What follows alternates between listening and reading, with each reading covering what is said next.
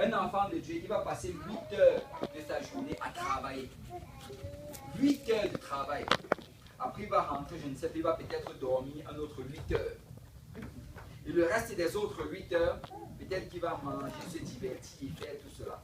Mais dans tout ce temps-là, trouver 1 heure pour donner au Seigneur, c'est tout un problème. Et quand on parle, même souvent, on dit que chacun d'entre nous doit avoir une heure de prière par jour. Les gens trouvent que 1 heure, c'est trop beau. 1 heure de prière. Mais tu as passé 8 heures au travail. Tu as dormi pendant 8 heures. Tu t'es diverti pendant peut-être 5 heures. Mais 1 heure avec le Seigneur. Pourquoi? Parce qu'on est dans le temps de la fin. Mais vous savez, nous devons arriver vraiment à un endroit où on décide que non, je ne veux pas être comme cela. Non, je vais donner le temps au Seigneur. Je vais m'assurer qu'il y a une partie de ma journée, il y a une partie de mon temps que je donne au Seigneur. Et nous devons nous forcer parce que si tu ne te forces pas, c'est que tu vas tomber dans le même piège que le monde dans lequel présentement nous vivons est tombé. Donc vous voyez, dans cette parabole, si on retourne un peu en arrière, regardez, dans le chapitre 12, bien sûr, le chapitre 12, à partir du verset 11, Jésus était en train de donner un certain principe à ses disciples. Il leur disait ceci: quand on vous mènera devant les synagogues, les magistrats et les autorités, ne vous inquiétez pas de la manière dont vous vous défendrez, ni de ce que vous direz, car le Saint-Esprit vous enseignera à l'heure même ce qu'il faudra dire. Jésus est en train de parler des choses spirituelles. Il parlait du Saint-Esprit. Il disait, écoutez, si on vous amène devant les juges, ne vous inquiétez pas, je vais parler pour vous. Je serai votre avocat. Je vais vous défendre. Ne t'inquiète pas de comment tu vas argumenter devant le juge. Le Saint-Esprit va parler pour toi. Bien sûr, certains chrétiens utilisent mal ce passage. Certains chrétiens qui donnent des études bibliques, il va dire, il ne va pas se préparer pour l'étude biblique ou bien pour aller prêcher quelque part. Il va dire, quand je vais arriver, le Saint-Esprit va parler pour moi. Écoute, si tu fais cela, le Saint-Esprit ne va pas parler pour toi. Si tu donnes une étude biblique, tu dois te préparer. Amen. Amen. Nous devons nous préparer. Ici, il est en train de parler de notre défense. Si on va te prendre et on t'accuse, il sera ton avocat. Mais regardez, il parlait de cette chose spirituelle-là. Il parlait du Saint-Esprit. Mais regardez le verset 13.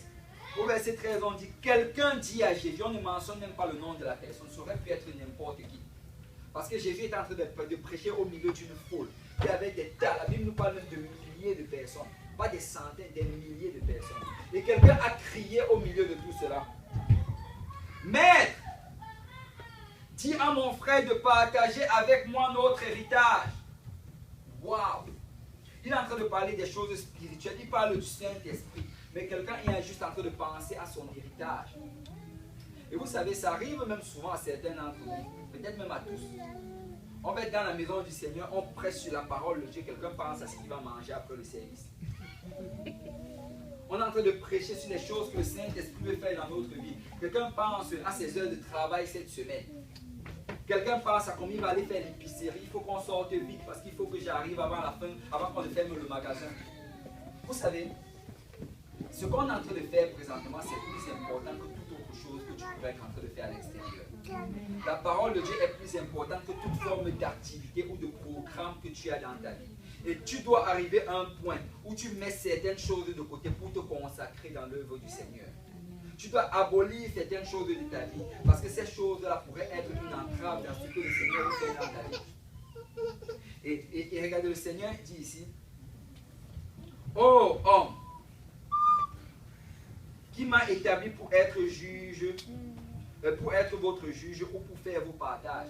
Le Seigneur lui dit, je n'ai pas été envoyé pour ça, j'ai été envoyé pour vos péchés, j'ai été envoyé pour dealer avec vos péchés. Et il dit au verset 12, car le Saint-Esprit, au verset 15, puis il leur dit, gardez-vous avec soin de toute avarice, car la vie d'un homme ne dépend pas de ses biens, fut-il dans l'abondance. Tu vois, il leur dit, gardez-vous, faites attention. Soyez prudents par rapport à l'avarice. Et quand on parle d'avarice, ici, on est en train de parler de tout désir incontrôlé. Tout désir matériel incontrôlé. Tu sais, le Seigneur veut nous bénir.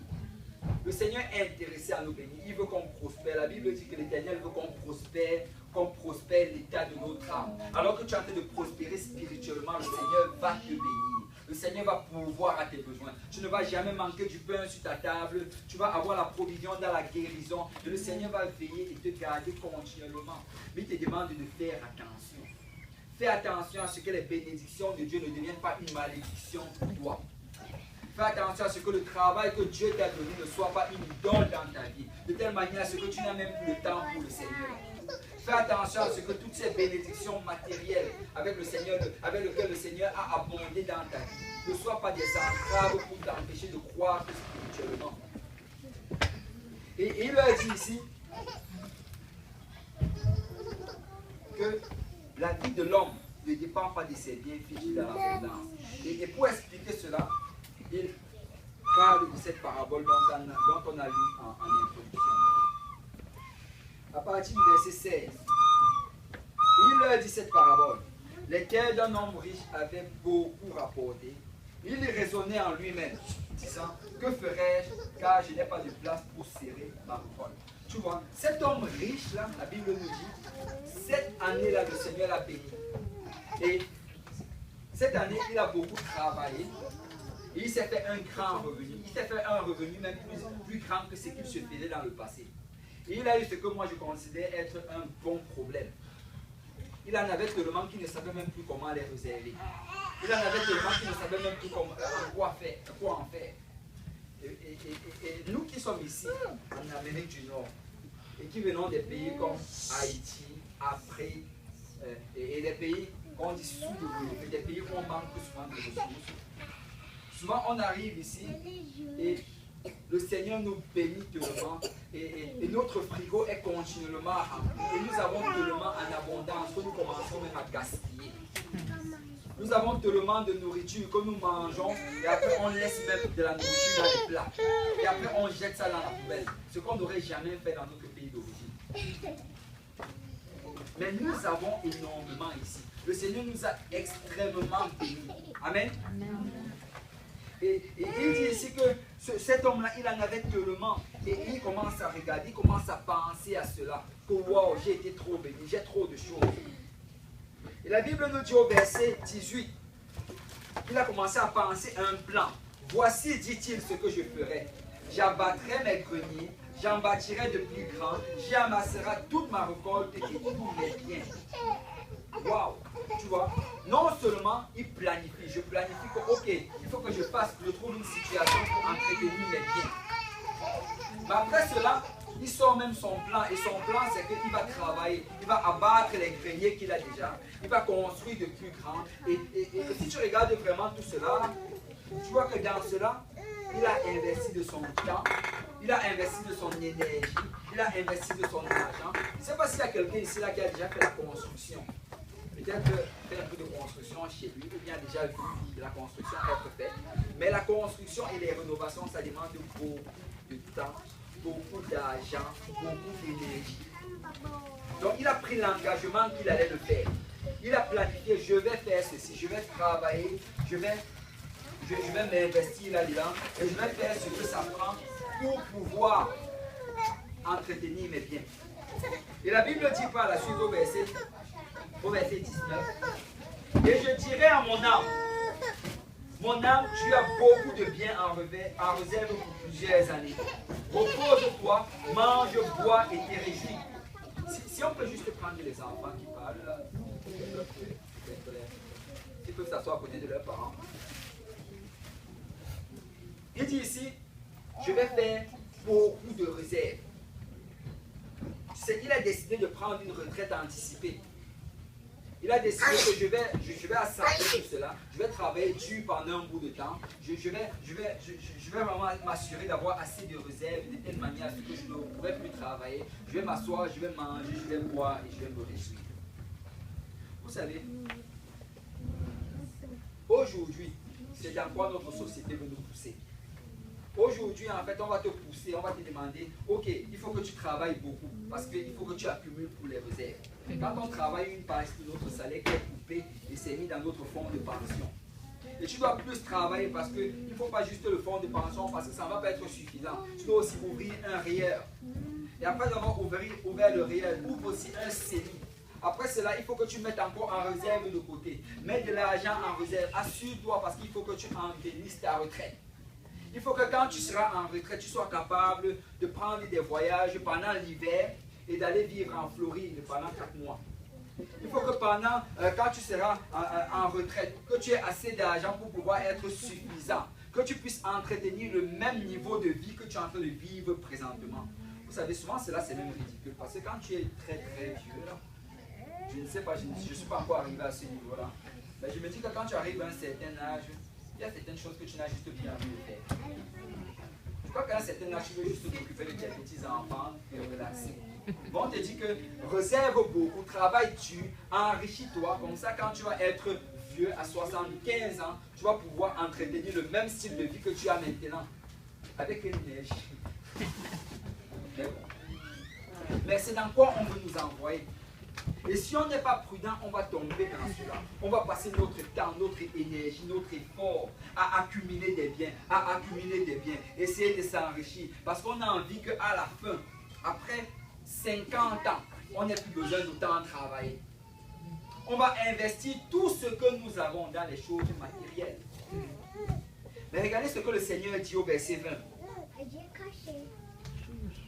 Mais Dieu lui dit, et je suis sûr qu'il n'a même pas entendu cela. Dieu lui a parlé, il était tellement occupé dans toutes ces affaires-là qu'il n'a même pas entendu. Mais Dieu lui a dit, parce que Dieu parle. Dieu lui dit, insensé, tu es fou, tu es stupide. Ce que tu es en train de faire ne fait pas de sens. Tu es en train d'investir sur les choses matérielles, alors que tu ne t'occupes pas de ton âme. Tu es en train de dépenser ton énergie, ton temps, ton argent dans les choses matérielles, alors que tu ne t'assures pas d'avoir déjà planifié pour le temps spirituel. Le Seigneur lui dit, tu es un insensé de faire cela. Tu es un insensé de passer tout ton temps juste à penser des choses matérielles. Et vous savez, quand on le dit, ça arrive même dans les choses les plus futiles. Nous allons très souvent juste penser, oh, qu'est-ce qu'on va manger demain? On ne va jamais penser, oh, c'est quand que je vais prier. Oh, quand est-ce que je dois sortir pour aller faire l'épicerie? On ne va pas penser, oh, quand est-ce qu'il faut que je trouve quelqu'un pour l'inviter à l'église? Il faut que je travaille pour l'âme de quelqu'un, pour qu'il soit sauvé. On va penser, oh, il faut que je m'achète une maison. Mais on ne va pas penser, oh, il faut que je m'assure à ce que l'œuvre du Seigneur continue de progresser. Vous savez, nous devons investir dans les choses spirituelles. Nous ne devons pas nous arrêter uniquement dans le matériel. Regardez, cet homme-ci était très intelligent pour les choses matérielles. Il a pensé, il a planifié, il a investi son temps, son énergie, mais il n'a jamais fait cela pour les choses spirituelles. Mais le même énergie que nous passons dans les choses matérielles, nous devons le passer dans les choses spirituelles. Nous devons arriver à un point où on commence à penser, Seigneur, qu'est-ce que je peux faire pour que ton royaume avance? Seigneur, qu'est-ce que je peux faire pour que des âmes soient sauvées? Seigneur, qu'est-ce que je peux faire pour que ton nom soit glorifié? Parce que nous devons nous investir dans le spirituel. Et le Seigneur lui dit, insensé, tu as investi dans la mauvaise affaire. Il lui dit, cette nuit même, ton âme te sera redemandée. Cette nuit même, tu as planifié pour 10 ans. Mais cette nuit, ton âme va être redemandée. Tu sais, l'homme le plus riche qui ait jamais vécu sur la face de la terre, Salomon. Salomon, quand tu étudies sa vie, en fait, tu réalises qu'il n'a manqué de rien. Il n'a absolument manqué de rien. La Bible dit que quand il voyait quelque chose, il le prenait. Quand il désirait quelque chose, il le prenait. Et il n'y a absolument rien sur cette terre. Il a mangé tous les plus succulents repas.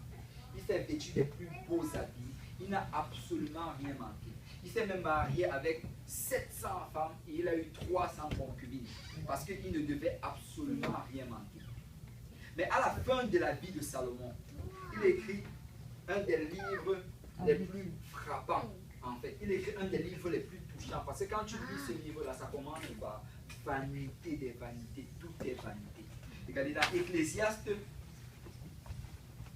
on ne va pas lire tout le chapitre, tout le livre d'Ecclésiaste, mais je vais juste vous amener un point. Dans Ecclésiaste, il a parlé de vanité. Il dit que toutes ces choses-là, il a reçu toutes ces choses, mais fait était vanité.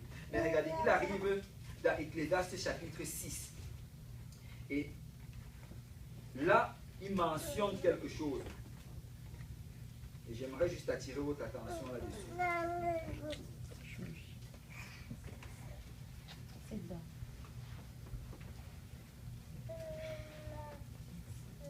Ecclésiaste chapitre 6 au verset 1, la Bible dit: il est un mal que j'ai vu sous le soleil et qui est fréquent parmi les hommes. Il dit que ça arrive très souvent. Ce n'est pas quelque chose qui arrive de temps à autre, mais c'est quelque chose de fréquent.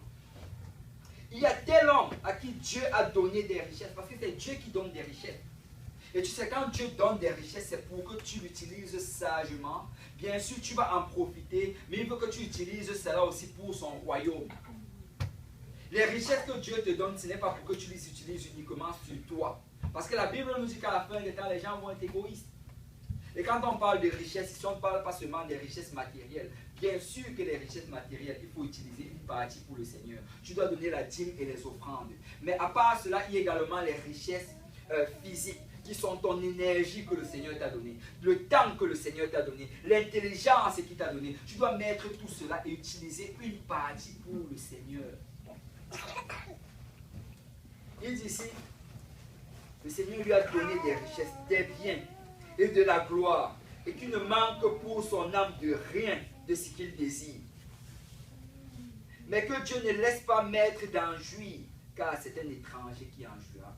Tu sais, c'est ça qui s'est produit avec cet homme-là. La Bible dit qu'il va mourir le même jour.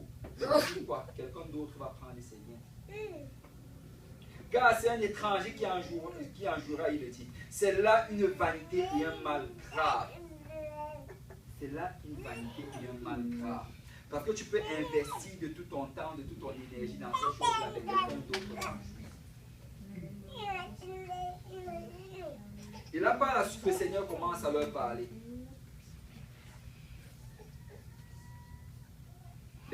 Il dit, il en est ainsi pour celui qui amasse des trésors pour lui-même et qui n'est pas riche pour Dieu. Que c'est comme cela pour ceux qui amassent des trésors pour eux-mêmes et qui ne sont pas riches pour Dieu. Parce que nous pouvons être riches pour nous-mêmes sans être riches pour Dieu. Nous pouvons prospérer financièrement sans prospérer spirituellement. Nous pouvons investir dans le matériel sans investir dans le spirituel. Mais le Seigneur veut que nous soyons riches pour lui. Écoute, ce n'est pas mauvais que d'être riche matériellement. Si le Seigneur t'a béni, gloire à Dieu. Mais le Seigneur veut que de la même manière que tu es riche matériellement, que tu sois aussi riche spirituellement. Tu dois être riche pour Dieu. Tu dois t'assurer que tu as investi assez dans le royaume de Dieu. Amen. Regardez dans le livre de Jérémie. Jérémie chapitre 29.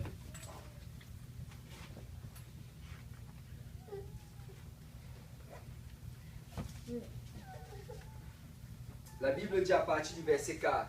Ainsi parle l'Éternel des armées, le Dieu d'Israël, à tous les captifs que j'ai amenés de Jérusalem à Babylone. Bâtissez des maisons et habitez-les. Plantez des jardins et mangez-en les fruits. Prenez des femmes et engendrez des fils et des filles. Et donnez des maris à vos filles, afin qu'elles enfantent des fils et des filles. Multipliez là où vous êtes et ne diminuez pas. Le Seigneur veut nous bénir. Le Seigneur veut qu'on prospère. Regarde, certaines fois les pentecôtistes ont du mal à prêcher sur la prospérité. Mais vous savez quoi? Dieu veut qu'on prospère pareil. Dieu veut nous bénir. Et Dieu va nous bénir si on se met au bon endroit. Mais regardez ce qu'il est en train de dire ici. Verset 7. Recherchez le bien de la ville où je vous ai mené en captivité. Et priez l'Éternel en sa faveur, parce que votre bonheur dépend du ciel. Le Seigneur veut nous bénir, mais il veut qu'on recherche le bien de la ville où nous sommes. Écoute, si tu es ici aujourd'hui à Saint-Michel, le Seigneur veut que tu prospères ici.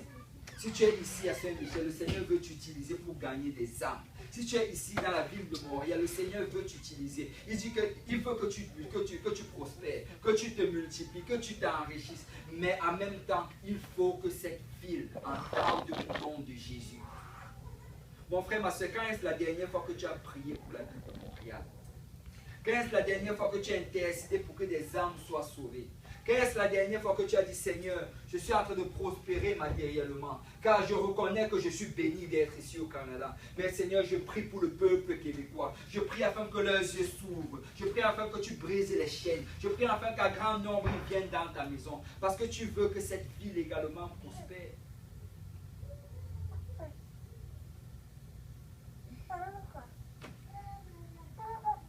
Le Seigneur veut que nous soyons riches des choses de Dieu. Il veut que nous consacrons notre intelligence également dans les choses de Dieu. Tu sais, à partir du verset 22, dans Luc chapitre 12, il commence à citer. Il dit, Jésus dit ensuite à ses disciples, c'est pourquoi je vous dis, ne vous inquiétez pas de votre vie, de ce que vous mangerez, ni de votre corps, de quoi vous serez vêtus. La vie est plus que la nourriture et le corps plus que les vêtements. Tu sais, il est en train ici d'adresser même des besoins fondamentaux. Il n'adresse même pas des choses qui sont complexes. Parce que pour les Juifs, en fait, les besoins fondamentaux, c'était la nourriture et le vêtement. Pour nous, aujourd'hui, c'est devenu compliqué. Il faut la voiture, il faut la maison, il faut pouvoir payer les vacances et toutes ces choses-là. Mais pour eux, là, fondamental, c'était juste nourriture et vêtements. Et le Seigneur adresse cela. Il parle des besoins fondamentaux, des besoins de base. Il dit de ne même pas t'inquiéter pour cela. Ne t'inquiète pas de quoi tu vas manger demain. Oh, qu'est-ce qu'on va manger demain? Le Seigneur sait déjà ce que tu vas manger demain. Ne t'inquiète pas de ce que tu vas te vêtir. Le Seigneur sait de quoi tu vas te vêtir. Ne t'inquiète pas de comment tu vas payer ton loyer. Le Seigneur sait déjà comment tu vas payer ton loyer. Ne t'inquiète pas de comment est-ce que tu vas pouvoir envoyer tes enfants à l'école. Le Seigneur sait comment tu vas le faire. Il dit que chacun de tes besoins de base, il s'en occupe déjà. Il prend l'exemple. Il dit, regardez le corbeau. Le corbeau ne travaille pas, mais je le nourris. Regardez les lits. Il parle des herbes. Les herbes ne travaillent pas, mais je les nourris. Et qu'en est-il de mes enfants? Qu'en est-il de toi? Tu as plus de valeur qu'un corbeau aux yeux de Dieu. Et le Seigneur va veiller sur toi. Vous savez, David a dit ceci, j'ai été vieux, j'ai été jeune et j'ai vieilli, mais je n'ai jamais vu le pauvre mendiant son pain. Parce que Dieu pourvoit toujours. Amen. Amen. Et là, Jésus commence à leur parler. Il dit, ne vous inquiétez pas. Juste consacrez ce jour dans les choses de Dieu. Regardez, à partir du verset 30, il dit, car toutes ces choses, ce sont les païens du monde qui les recherchent. Votre Père sait que vous en avez besoin. Il sait que tu en as besoin. Verset 31. Cherchez plutôt le royaume de Dieu et toutes ces choses vous seront données par-dessus. Tu sais, mon frère, ma soeur, si tu cherches d'abord le royaume de Dieu, c'est que rien ne va te manquer. Si tu mets d'abord le Seigneur en premier, c'est que rien ne va te manquer. Amen. Juste mets le Seigneur en premier.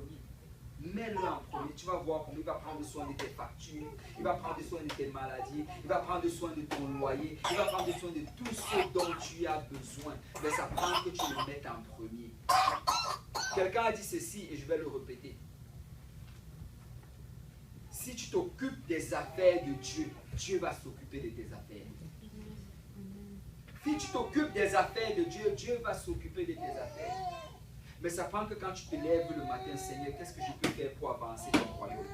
Seigneur, qu'est-ce que je peux faire, Seigneur, pour gagner une autre âme pour ton royaume? Seigneur, qu'est-ce que je peux faire, Seigneur, afin que tu m'utilises pour gagner toutes ces personnes qui vont en enfer, au compte-gouttes, jour après jour? Seigneur, qu'est-ce que je peux faire, Seigneur, pour cela? Ça prend que tu aies un fardeau pour ces âmes-là.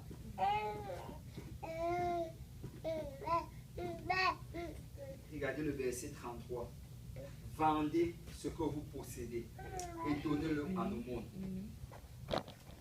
Vous savez, souvent quand on va dire ceci, personne ne va dire Amen. Mais je vais le redire. Vendez ce que vous possédez et donnez-le en aumône.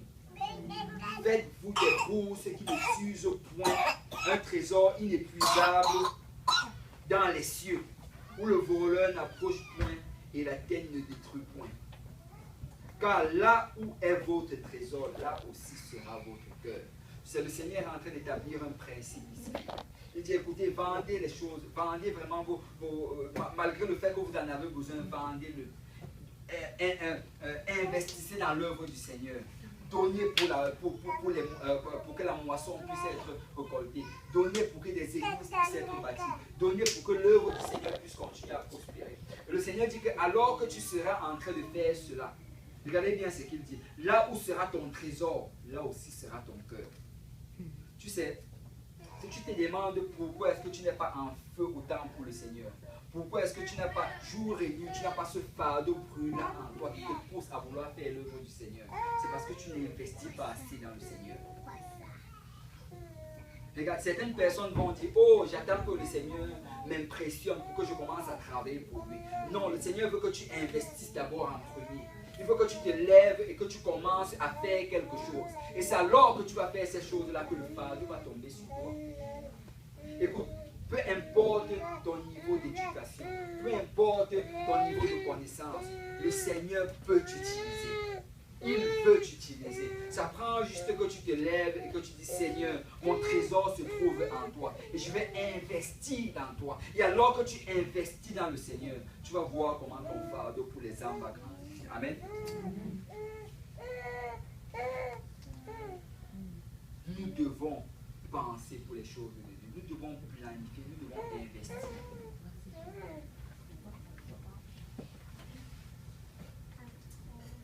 Alléluia.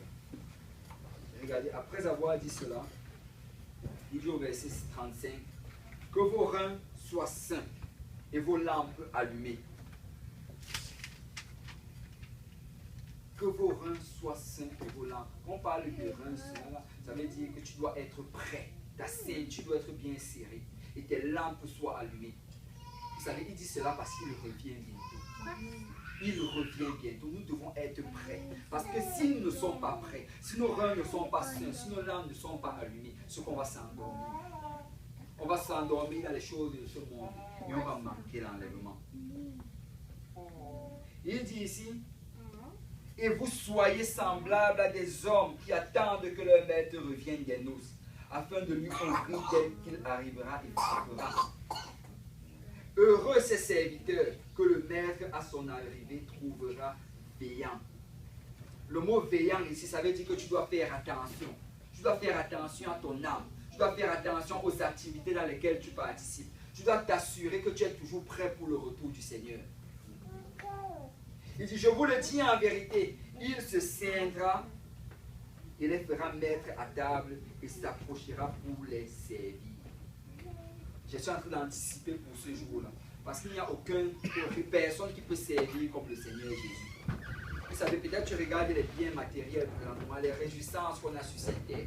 Et tu compares cela à ce que tu vas voir plus tard quand tu vas voir le Seigneur. Il n'y a rien ici de comparable. Il n'y a rien de comparable à ce que le Seigneur a prévu pour nous. La Bible dit des choses que l'œil n'a point vues, que l'oreille n'a point entendues, des choses qui ne sont point montées jusqu'au corps de l'homme. Tu ne peux même pas imaginer ce que le Seigneur a prévu pour nous. Alors tu dois juste pouvoir mettre les choses de côté et dire, moi j'attends la récompense du Seigneur. J'attends sa récompense. Et nous devons veiller pour cela. Nous devons persévérer pour cela. Nous devons nous assurer que le Seigneur nous trouve prêts. Il dit au verset 38 qu'il arrive à la deuxième ou à la troisième veille. Heureux ses serviteurs s'il les trouve veillants. Sachez-le bien, si le maître de la maison savait à quelle heure le voleur doit venir, il veillerait et ne se laisserait percer, et ne laisserait pas percer sa maison. Vous aussi tenez-vous prêts, car le Fils de l'homme viendra à l'heure où vous n'y penserez pas. Tu sais, je parlais à ma femme tantôt quand on était en train de venir, je lui disais ceci, que plus je lis la parole de Dieu, plus je réalise que ceux qui vont être sauvés, ce ne sera pas par hasard. Personne ne va être sauvé par hasard. Personne ne va se trouver au ciel. Oh, qu'est-ce que je fais ici? Personne ne sera surpris d'être au ciel. Ceux qui seront sauvés, comme la Bible le dit, c'est ceux qui vont attendre son avènement. C'est ceux qui, jour et nuit, vont être attendre. Seigneur, je suis en train d'attendre ton retour. Et en attendant que tu reviennes, je vais faire ton œuvre. En attendant que tu reviennes, je vais m'assurer d'être en règle avec toi. Je vais être fidèle dans la prière. Je vais être fidèle dans la lecture de la parole de Dieu. Je vais être fidèle dans la maison du Seigneur. Je vais être fidèle dans l'œuvre du Seigneur. Parce que je sais que tu reviens et je ne veux pas manquer ton avènement. Parce qu'on ne va pas être sauvé par coïncidence. On ne va pas être sauvé par hasard. On ne va pas être sauvé en pensant aux choses mondaines. Ça va prendre que nos pensées et notre énergie soient dans le Seigneur. Et vous savez, le Seigneur ne nous dit pas d'arrêter de faire ce qu'on fait. Nous devons faire ce que nous devons faire. On doit nourrir nos enfants, on doit pourvoir pour nos familles. Mais il faut qu'on s'assure qu'on ait gardé une place pour le Seigneur dans notre vie. Dans le jardin d'Éden, le Seigneur leur a dit, mangez de tous les fruits. Mais de cet arbre-ci, ça m'appartient, ne touchez pas. Et dans chacune des choses qu'on va faire, il y a une part pour le Seigneur. Il y a une part pour le Seigneur. Tu sais, dans tes finances, il y a une part pour le Seigneur. Dans ton énergie, il y a une part pour le Seigneur. Dans ta sagesse, il y a une part pour le Seigneur. Dans toutes tes activités, il y a une part pour le Seigneur. Et tu dois t'assurer de toujours donner la part qui revient au Seigneur. Et regardez, la Bible nous dit au verset 41 que Pierre, vous savez, Pierre, il avait l'habitude de poser des questions que tout le monde avait dans la tête. Et la question de Pierre au verset 41, Seigneur, est-ce à nous ou à tous que tu adresses cette parabole? Waouh! Tu sais, peut-être que tu es là maintenant et que tu te poses cette même question. Oh, peut-être que c'est à l'autre qui est en train de prêcher parce que je suis déjà impliqué dans l'église.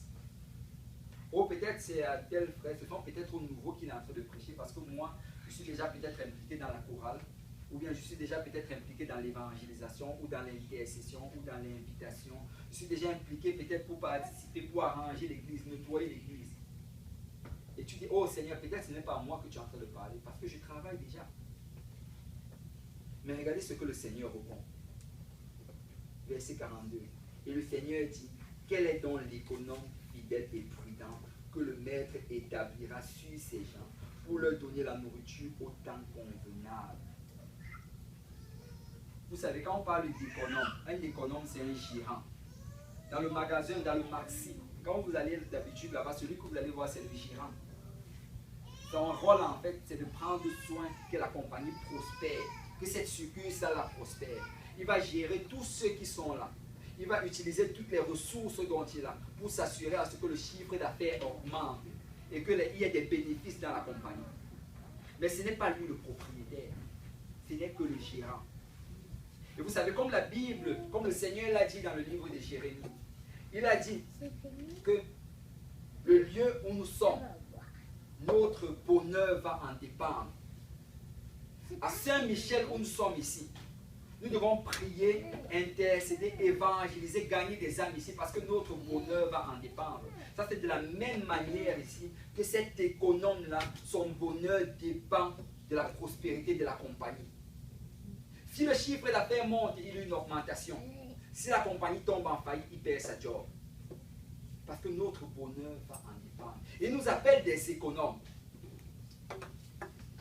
Il dit qu'il nous a établis sur ces gens pour leur donner la nourriture en son temps.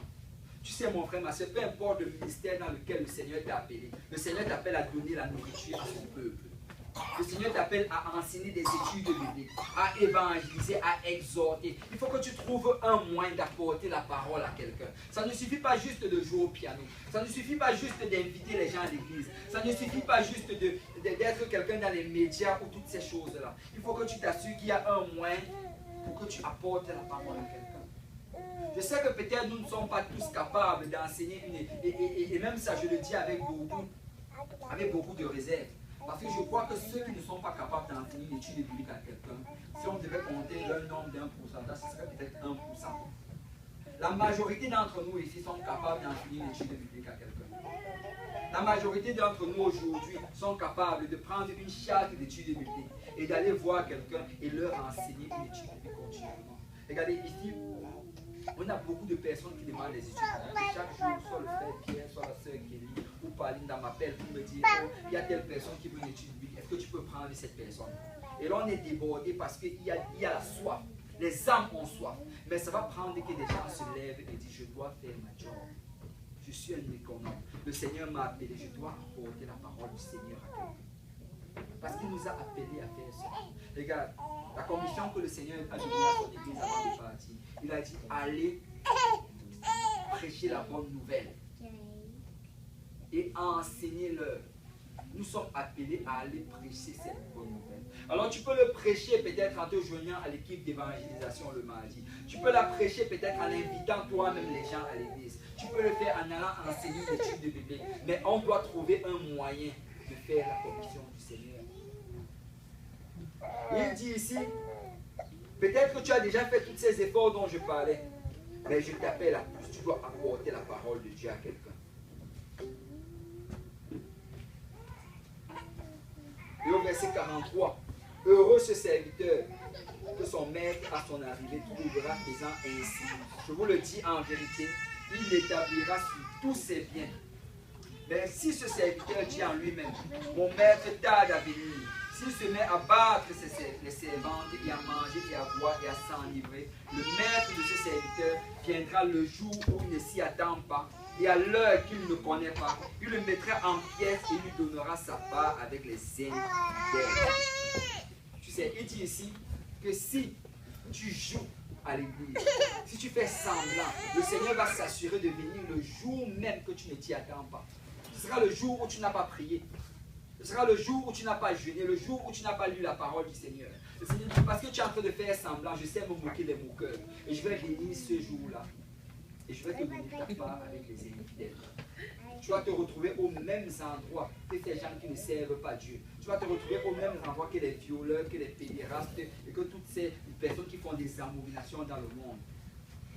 Parce que tu es en train de jouer avec ma copie. Tu es en train de jouer avec mon appel.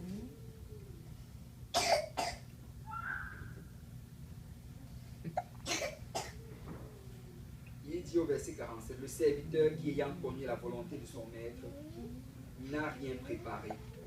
Parce qu'il veut qu'on se prépare. Nous devons nous préparer pour faire l'œuvre du Seigneur. Il n'a pas agi. Il y a une préparation, mais il y a également une action. Nous devons agir. Selon sa volonté, sera battu d'un grand nombre de coups. Mais celui qui, ne l'ayant pas connu, a fait des choses dignes de châtiment, sera battu de peu de coups. En fait, il dit que si l'un d'entre vous, si un enfant de Dieu se trouve en enfer, il va même souffrir plus que ceux-là qui ne connaissaient pas Dieu. Parce que nous avons beaucoup reçu. Regardez la fin du verset. On demandera beaucoup à qui l'on a beaucoup donné. L'on exigera davantage à celui à qui l'on a beaucoup confié. Mon frère, ma soeur, je ressentais vraiment dans l'esprit de te dire aujourd'hui, investis dans le spirituel. Investis dans le spirituel. Consacre une partie de ton énergie, une partie de ton temps, une partie de tes finances. Consacre cela dans le spirituel. Ne te laisse pas endormir par l'esprit qu'il y a présentement. Ne te laisse pas endormir par toutes les distractions. Et certaines choses sont même légitimes. Bien sûr, nous devons travailler. Bien sûr, nous devons aller à l'école. Bien sûr, nous devons passer du temps avec la famille. Bien sûr, nous devons nous divertir de temps en temps. Mais assure-toi de mettre le Seigneur en premier.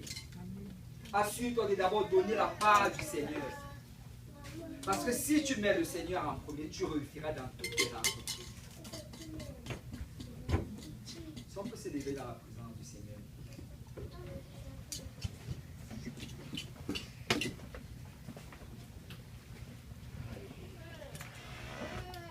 Vous savez, nous avons beaucoup reçu de Dieu. Nous avons extrêmement reçu. Si tu commences à regarder ta vie présentement par rapport à ce qu'elle était, il y a de cela peut-être 3 ans pour certains, 5 ans pour d'autres, 10 ans pour d'autres, réaliser que le Seigneur t'a extrêmement béni. Tu connais la vérité. Tu as une relation avec le roi des rois, le Seigneur des seigneurs. Tu n'es plus aveugle, tu n'es plus perdu, tu n'es plus abandonné, mais tu appartiens au Seigneur. Tu es dans le sacerdoce royal, tu es une nation sainte, et le Seigneur t'a choisi, il a déversé son onction sur toi. Mais tu sais, ça prend que tu te décides aujourd'hui, je vais investir dans les choses spirituelles, je vais être riche de Dieu, je ne vais pas permettre à ces choses de voler mon temps de Dieu. Vous savez, il y a tellement de choses dehors qui veulent voler notre temps. Il y a tellement de choses dehors qui veulent nous distraire. Il y a tellement de choses dehors qui veulent nous amener à être aveugles des choses spirituelles. Nous amener à consacrer tout ce que nous avons dans les choses matérielles. Mais vous savez, quelqu'un doit se décider aujourd'hui, je vais investir dans le spirituel. Je vais investir dans les choses de Dieu. Je vais m'assurer à ce que ma marche avec le Seigneur est selon la volonté du Seigneur. Tu vas passer plus de temps à penser sur les choses de Dieu qu'à penser sur les choses matérielles. Mais laisse-moi te dire que si tu prends la décision, parce qu'avec chaque pas que nous faisons, quand tu vas faire un pas, le Seigneur va multiplier cela par 10. Chaque fois que tu vas faire le moindre effort, le Seigneur va faire tomber sur toi une mention spéciale qui va te donner la possibilité, la capacité de faire plus pour le Seigneur. Mais ça prend juste qu'aujourd'hui nous décidons d'avancer. Ça prend que nous prenons des engagements. Et je ne dis pas que nous n'en avons pas déjà pris. Je ne dis pas qu'on n'a encore rien fait. Mais je veux juste exhorter quelqu'un aujourd'hui à faire davantage. Fais davantage. Parce que si tu pouvais savoir, si le Seigneur ouvrait tes yeux et tu voyais le nombre de principautés, des démons qui sont pour que tu ailles en enfer, laisse-moi te dire que tu ferais plus d'efforts.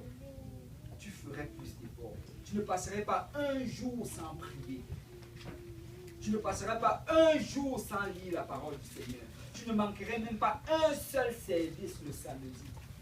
Parce que laisse-moi te dire que l'ennemi de ton âme est en train de combattre jour et nuit. Parce qu'il sait que chacune de ces choses-là, chacun de ces manquements-là, ça t'éloigne de la volonté du Seigneur.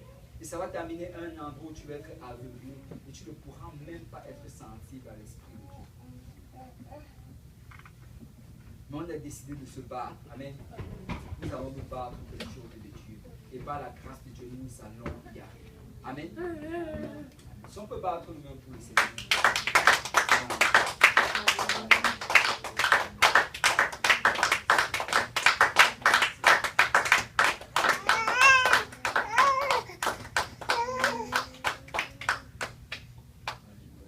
Je crois que c'est approprié si on s'avance en avant. Et on va prendre un temps pour prier. On va prendre un temps encore pour renouveler notre consécration avec le Seigneur. Et on va dire au Seigneur, Seigneur, aujourd'hui je m'engage à être riche. Allez, si on peut s'avancer, les sœurs à la droite, les frères à la droite.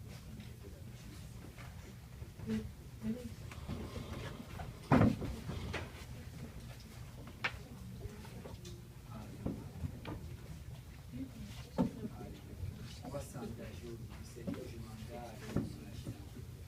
m'engage à te soumettre. Je m'engage à te servir. Alléluia. On peut lever nos voix au Seigneur. Alléluia. Seigneur, je te puissant, papa.